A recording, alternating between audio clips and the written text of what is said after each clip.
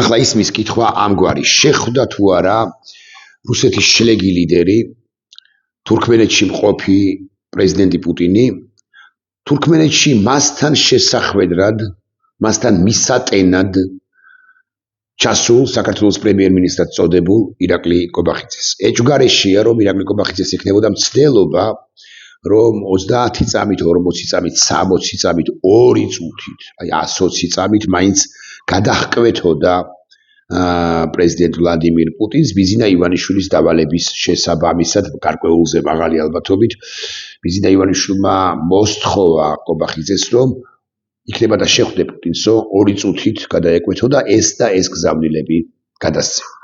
მოსაზრება იმის თაობაზე, რომ კობახიძემ ეს ყველაფერი მოახერხა, საკმაოდ რელევანტურია, მაგრამ მე არ მინდა ვთქვა, რომ არარელევანტურია მეორე მოსაზრება, რომლის მიხედვითაც, რომლის თანახმადაც ირაკლი კობახიძემ ვერც მოახერხა და ვერც გარისკა შესაძლოა და კიდევ დამატებით პრეზიდენტმა პუტინმა არც გაიკარა ეს ჩალისფასა კაცი, ჩალისფასი რომ აქვს ის კაცი ირაკლი კობახიძე, სიახლოვეში გავცელდა ერთი კადრი და თო კაცარავას აქვს გავრცელებული ყოველ შემთხვევაში მე მასთან ვნახე და ბუნებრივია რომ სხვებსაც უდევთ ეს ვიდეო 54 წამიანი ამდენადაც მახსოვს ვიდეოა და 51-52 წამზე ირაკლი კობახიძე მარტო მდგომი აპარებს მზერას პუტინისაკენ, რომელიც ამ დროს სხვას ელაპარაკება კობახიძეს თითქოს აქვს სურვილი, რომ ის საუბარი პუტინმა დაამთავროს ვინმე სხვასთან, ის სხვა არც ჩანს კადრში, რომ იქნება და მივიდეს და ის 30 წამიანი შეხვედრა გამართოს, ის გზავნილები გადასცეს, რომელიც აბასთუმნის უღრანების ბინადარმა მას კობახიძეს დაავალა მასთან პუტინთან. მნიშვნელოვანი საკითხია, რა საკვირველია. მაგრამ გაცილებით მნიშვნელოვანია ჩემი მოსაზრებით ის, რასაც აკეთებს, რასაც ჩადის საქართველოს დე ფაქტო ხელისუფლება, ის თავიდან ბოლომდე სრულად სწდება ევროპულ და დასავლურ სივრცეს და თავიდან ბოლომდე ის ცდილობს გადაერთოს, გადაეშვას რუსულ და რუსეთის მიერ კონტროლირებად. პირდაპირ მნიშვნელობით კონტროლირებად. სივრცეში ბევრად უარეს მდგომარეობაშია ჩვენი ქვეყანა, ვიდრე წარმოგვიდგენია და ბევრად უარეს მდგომარეობაშია ჩვენი ქვეყანა, ვიდრე ასე მაგალითად ცენტრალური აზიის სახელმწიფოები, რომელთა ლიდერებიც ხანდახან მაინც მეთქი ასე ვიტყვი, ჩადიან ევროპაში, ჩადიან შეერთებულ შტატებში და იქაურობებსაც იმათაც ელაპარაკებიან იქაურ ლიდერებს, ხო, პრეზიდენტ ტრამპს პირველ ყოვლისა ელაპარაკებიან, იცით თქვენ, რომ არც თუ დიდი ხნის წინ ცენტრალური აზიის 5 სახელმწიფოს 5-ვე ლიდერი პრეზიდენტ ტრამპს ოვალურ კაბინეტში სტუმრობდა. ამათ ოვალურ კაბინეტშიც არიღებენ და გაგიკვირდებათ და ვიტყვი ასე კრემლშიც არიღებენ, უბრალოდ ამათ აქვთ ჭმუნმები, გადადგან თუ არა ეს გადამწყვეტი ნაბიჯი. საბოლოო ჯამში საქართველოს დე ფაქტო ხელისუფლება გამოკერილი თუ გამოჭედილი ცასა და დედამიწას შორის უფრო რუსეთისკენ არის, უფრო კი არა ნამდვილად რუსეთისკენ არის, რამდენადაც ის კეთროვანია, პირდაპირ ვთქვათ, ევროპული და ზოგადად დასავლური სივრცისთვის, მათ შორის შეერთებული შტატებისთვის არ გაგიკვირდებათ ეს ყველაფერი. ადრე თუ გვიან საქართველოს დე ფაქტო ხელისუფლება კიდევ უფრო მეტად გაშიშვლდება, კიდევ უფრო მეტად ჩამოიხსნის ნიღაბს ბიზინა ივანიშვილი პერსონალურად და კიდევ უფრო ღიად იტყვის, რომ უარს ამბობს საქართველოს, საბოლოო უარს ამბობს ევროკავშირში ინტეგრაციაზე, დასუსტდა რა ნატო, აქედან გამომდინარე საქართველოს დე ფაქტო ხელისუფლება ამბობს უარს ჩრდილოატლანტიკურ ალიანსში ინტეგრაციაზე და აქედან გამომდინარე ეს წმინდა ადგილი, რუსული სიტყვა ასეთი სვიატა მესტა დარჩება თავისუფალი და ამ ანდაზის გაგრძელება, რუსული ანდაზის გაგრძელება, ამგვარი სვიატა მესტა პუსტიმ ნებუვაეთ, ანუ წმინდა ადგილი თავისუფალი არ რჩება, ვიღაცა უნდა დაეპატრონოს ამ ტერიტორიას და ვინ შეიძლება დაეპატრონოს ამ ტერიტორიას თუ არა პირველ ყოვლისა რასაკვირველია რუსეთი და მეორე რასაკვირველია რუსეთ-ჩინეთი, ანუ არადემოკრატიული სივრცეები, ჩინეთსაც რუსეთთან გარიგების შედეგად ექნება თავისი პატარ-პატარა ამბიციები და პატარ-პატარა დაარქვიშენ და პატარ-პატარა თქვიშენ და საკმაოდ მსხვილი ჩვენი მასშტაბებით მსხვილი მსხვილი არა თუ ამბიციები, არამედ პროექტები და კონტროლის მექანიზმები ამ ტერიტორიაზე, იმიტომ რომ ჩინეთი იცით თქვენ რომ რუსეთზე ბევრად მძლავრი სახელმწიფოა და ბევრად ამბიციური სახელმწიფოც არის, თუმთლად გულახდილები ვიქნებით, როგორ მოახერხებს საქართველოს დე-ფაქტო ხელისუფლება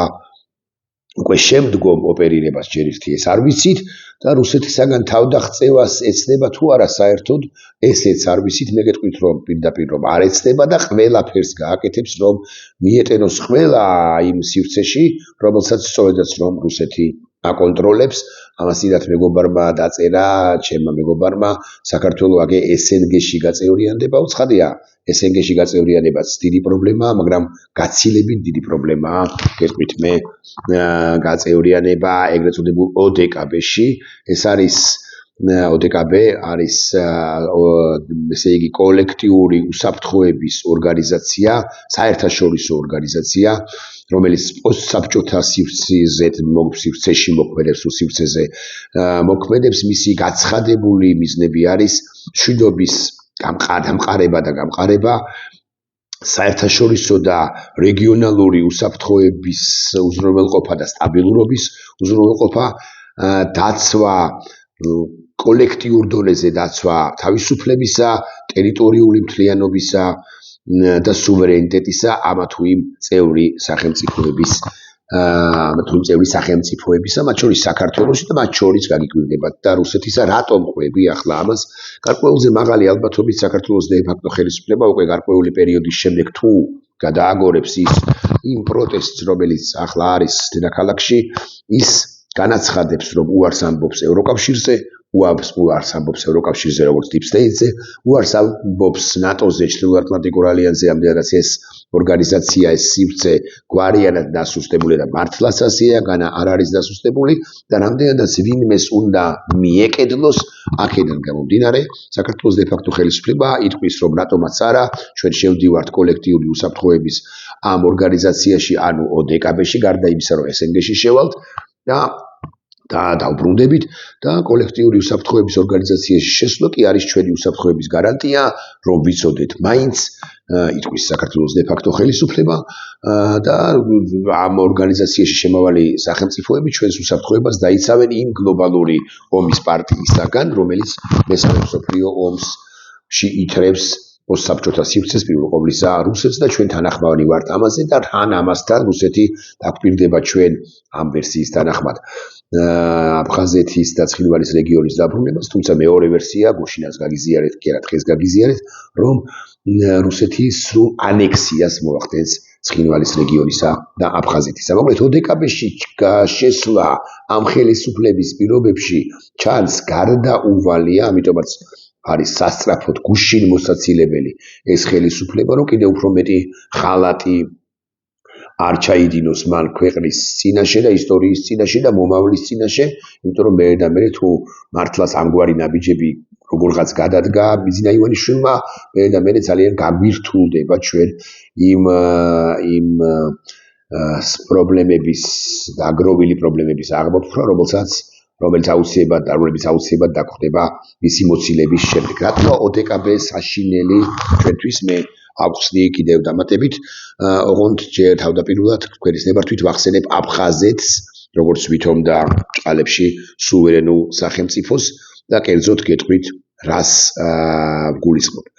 ესე იგი, აფხაზეთის ეგრეთ წოდებული საგარეო საქმეთა სამინისტრო და თავდაცვის მინისტრების საგანგებო შეხვედრა მოხდა და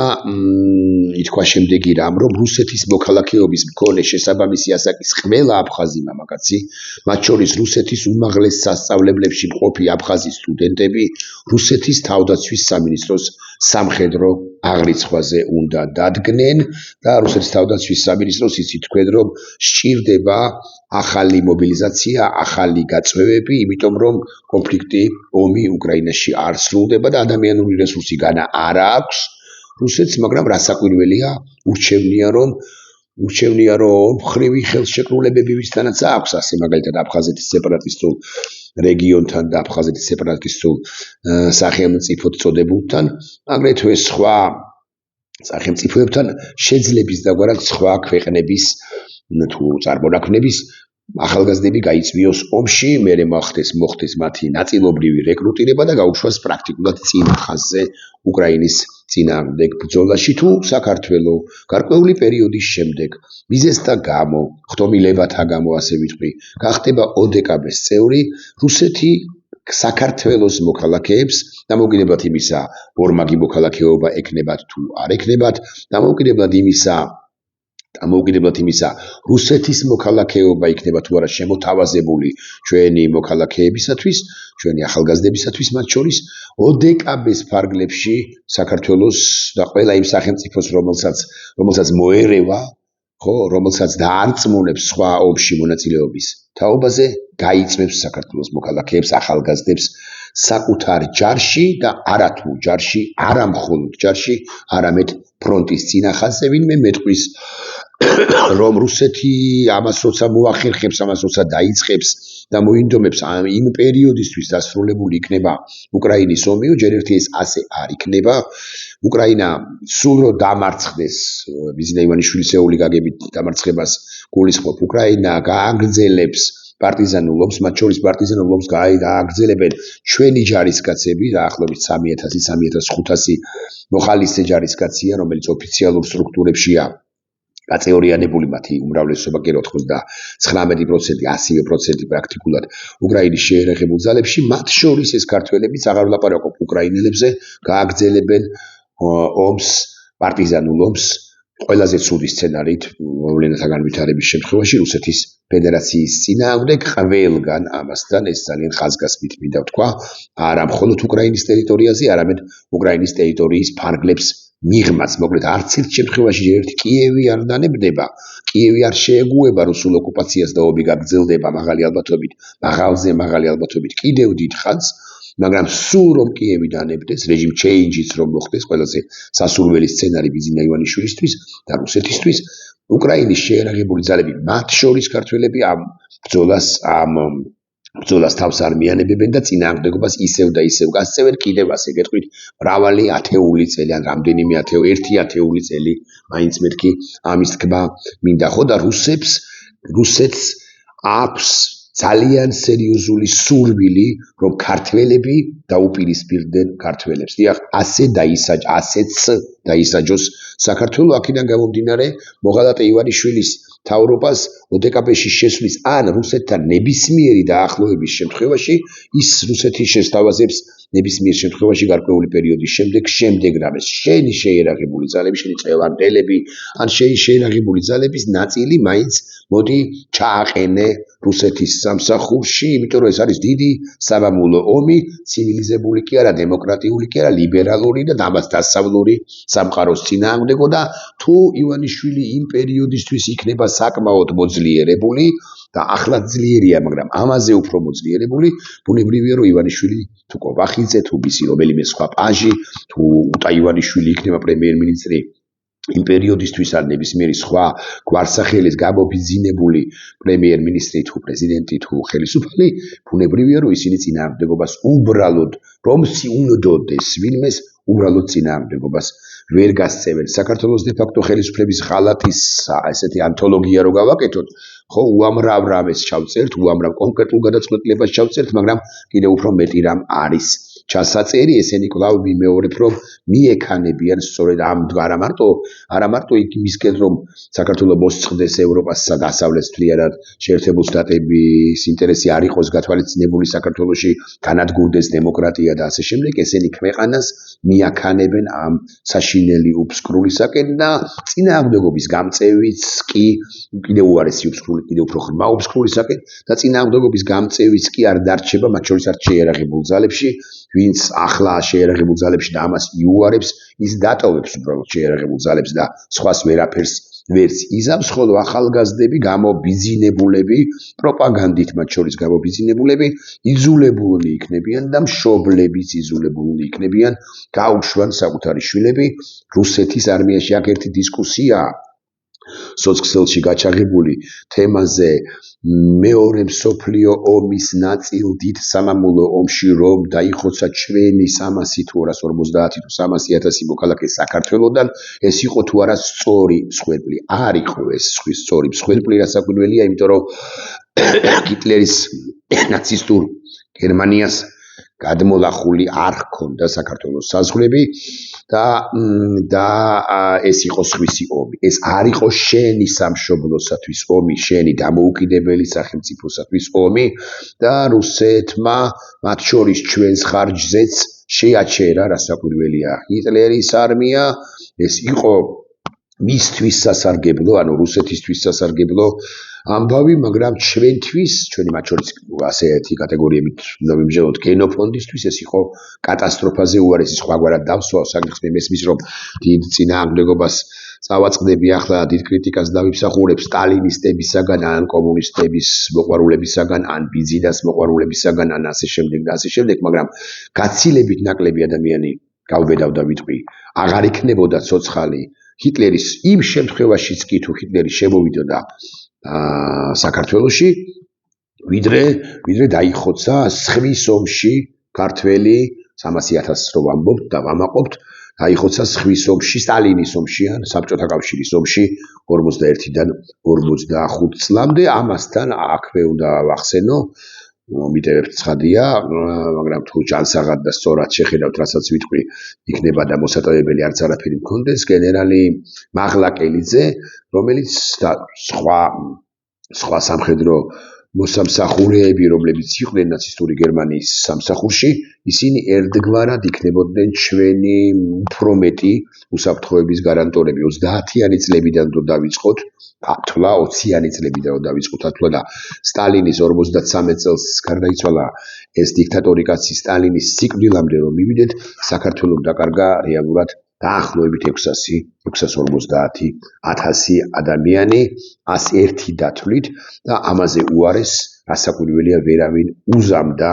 ჩვენს ქვეყანას და ჩვენი ქვეყანა ახლა უკვე 90-იანი წლებიდან დაწყებული და 2000-იანი წლებიდან გაგრძელებული და 21 საუკუნის 20-იან წლებში იქნებოდა ბევრად ბედნიერი, ასე გეტყვით, იმიტომ რომ მე იმას კი არ ვამბობ, რომ ნაცისტურ გერმანიას უნდა გაემარჯვა, მე ვამბობ, რომ ჩვენ იქნებოდით მეტნი და უფრო ძლიერნი თუ ნაცისტურ გერმანიასთან სტალინის ომში არ შევაკლავდით ჩვენს ჯარისკაცებს, არა ჩვენს ომში, არა ჩვენი მიწისთვის ომში, ეს იყო მაინც სხვა ომი, სხვისი ომი და სხვათა მიწისთვის ომი, მიუხედავად იმისა, რომ ერთიან საბჭოთა კავშირში ვიყავით მოქცეული, თუმცა ისიც გავიხსენოთ, როგორ მოვეკეცით ჩვენ 20 წლით ადრე, 1921 წელს, 41 წლიდან 20 წლით ადრე, სხვის ტერიტორიაში, როგორ გააერთიანეს საქართველო, გავარებოთ ამას თავი. კიდევ ერთხელ ვთქვათ, ის მთავარი რაც სათქმელია ჩვენი ახალგაზრდები, აი ბიზნეს მომხრეებს მიმართა უფრო, ჩვენი ახალგაზრდების გაწვევა მოხდება რუსეთის შეერაღებულ ძალებში და რუსეთი იმ შემთხვევაშიც კი თუ დაამთავრებს უკრაინაში ომს, მას აუცილებლად ელის სხვა ომები სხვა ტერიტორიაზე. ევროპაში ელის რასაკვირველია, ახლო აღმოსავლეთშიც ის დაბრუნებას ეცდება, მათ შორის კონფლიქტებით დაბრუნებასაც კონფლიქტებში ჩაერთვება. აღმოსავლეთში მოსალოდნელია გარკვეული დაპირისპირებები და რუსეთი განზე ვერ გადგება და ასე შემდეგ და ასე შემდეგ და ჩემს ვიდეო ბლოგს თუ არ მიწყენთ, რასაკვირველია, მე დავასრულებ იტალიის პრემიერ-მინისტრის ჯორჯა მელონის 14 დეკემბერს დღეს 15 გვაქვს. ანუ ერთი დღით ადრე, ანუ გუშინ წარმოთქმული სიტყვების ციტირებით, ნახეთ რას ამბობს ეს ქალი იმშვენიერი ჯორჯა მელონი, მეთქი ასე შემიძლია ვთქვა, ტრამპს რომ უყვარდა და დღესაც უყვარს, რომ მოსწონს ასე ვიტყვი და აღფრთოვანებულიც არაერთხელ ყოფილა პრეზიდენტი ტრამპი იტალიის პრემიერ-მინისტრით, რომელიც ხულაღიად გეტყვით ანტი-ბერლუსკონი პრემიერ-მინისტრია, ჩემეული წარმოდგენით და ახსნით და სწორი მიუხედავად მისი ცალკეული განსაკუთრებით ვიდრე პრემიერ-მინისტრი გახდებოდა მანამდე ცალკეული ფრიად საკაბათო პოზიციებისა რბილად რომ თქვა, მისი დღევანდელი პოზიციები ჩემი აზრით არის ძალიან მაგარი, ძალიან სწორი და ასე შემდეგ. ეს ქალი ამბობს შემდეგ რამეს, თავისუფლებას თავისი ფასი აქვს. ზვირად დამჯდარი თავისუფლება მირჩევნია კომფორტულ მორჩილებას რა კავშირშია ახლა ჯორჯა მელონი რა კავშირშია რა კავშირშია გრიგოლ ორბელიანთან და გრიგოლ ორბელიანი უკვე მეოთხეთ, მეხუთეთ, მეექვსეთ გადაცემაშიც კონტექსტშიც თქვი გრიგოლ ორბელიანი ეს ვითომ რომანტიკოსი რეალურად კი ანტირომანტიკოსი კაცი რომანტიკოსად რომ მივიჩნევთ ის კაცი ამბობს თავის ლექსში პასუხი შვილთა არის ესეთი ლექსი კარი კამათი გრიგოლ ორბელიანსა და ილიას შორის და უამრავ სიგიჟეს ამბობს იმ ლექსში ჩემი აზრით ებრძვის რა შვილთა თაობას, მაგრამ ერთი საკვანძო სიტყვები არის ამ ლექსისა პასუხი შვილთაში, არის ამგვარი საკვანძო სიტყვები, მე მგონი საერთოდ ამ სიტყვების ჩაწერისთვის დაწერა გრიგოლ ორბელიანმა ეს ლექსი არის ამგვარი ჯორჯა მელონის სიტყვები ხომ გახსოვთ ფას თავისუფლებას აქვს დიდი ფასი და ჯორჯა მელონი ნახეთ როგორ თქვა ზვირად დამჯდარი თავისუფლება მირჩევნია კომფორტულად მორჩილებას ბიზინა ვერ გაიგებს ამას მაგრამ მაინც სამაგერად ბიზინა გაუგებს გრიგოლ ორბელიანს რომელიც ამბობს ოქროს ჯაჭვი სჯობს თავისუფლებას აი ვისაც ოქროს ჯაჭვი გირჩევნიათ თავისუფლებას ვისაც გირჩევნიათ იქით რუსეთისაკენ გზა გქონიათ და ესე რომ ამბობენ ხოლმე მუცელში საამართებელი გითხრიათ ხოლო უკრაინა გაიმარჯვებს და ჩვენ როგორღაც უნდა უკრაინა და საქართველო გაიმარჯვებენ და ჩვენ კიდე როგორღაც უნდა აღვუდგეთ წინ და ბიზნე ივანიშვილის მსაგრულ გეგმებს და კარგად უნდა გავაცნობიეროთ რომ ნებისმიერი დაახლოება რუსეთის ფედერაციასთან განადაულად გამოიწვევს ჩვენს მძიმესი სიტყვები უნდა წარმოვთქვა ახლა ჩვენს მომავალ ომებში ჩართვას ჩვენი ახალგაზრდების მომავალი ახალგაზრდების ღევანდელი ახალგაზრდების ომებში ჩართვას და მათ სიკვდილს ბიზინა ივანიშვილი რეალურად არის ომის პარტიის ომის ბლოკის წევრი იმიტომ რომ ის რუსეთის წევრია რუსეთის შემადგენლობაშია თავად არის პერსონალურად გაერთიანებული ოდკბ-შიც სნგ-შიც და პუტინის